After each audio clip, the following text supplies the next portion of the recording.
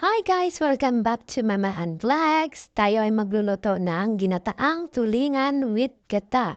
So ayan guys, malinis na yan. Nilagyan ko na rin ng asin.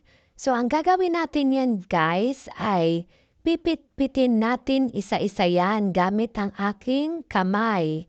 So ayan lang guys, ang pagpitpit. Didiinan lang siya. So ayan, tapos na lahat. So ang next na gagawin ay ilalagay ko na ito sa kawali. Lalagay ko na yung tubig, 2 basong tubig to guys.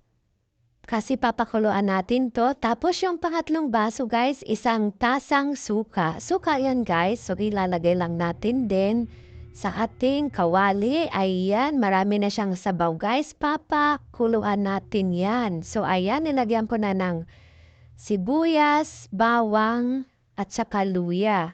So ayan guys. Sindihan na natin ang apoy at takpan. So, ayan, kumukulo na siya, guys. So, ayan. Ayan, guys. So, ayan, kumukulo na siya. Pahinaan na natin yung apoy. Ayan. So, pagkatapos yan, guys, ng 1 oras. So, ayan, guys.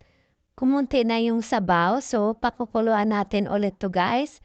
1 oras ulit para 2 hours.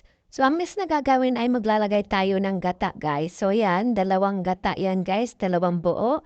At ilalagay muna natin yung paminta dyan. So, ayan.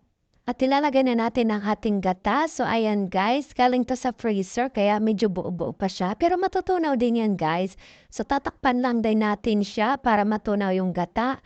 At papakuluan ulit, guys. Pagkatapos ng 2 oras, papakuluan din natin ng 1 oras pa ulit guys gamit ang ating kakanggata. So ayan, i-adjust lang natin yung apoy guys. Papahinaan lang natin siya ulit. Mga 1 oras ulit na papakuluan natin. So ayan, pagkatapos ng 1 oras guys, medyo marami pa siyang sabaw. So pakuluan natin ulit siya.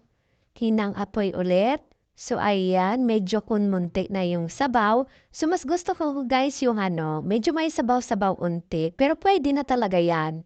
So, ayan, nilagyan ko siya ng sili. Another 15 minutes guys. So, ayan, pagkatapos ng lahat-lahat, 3 oras sigit yan guys. So, ayan, ready to serve. Thank you for watching.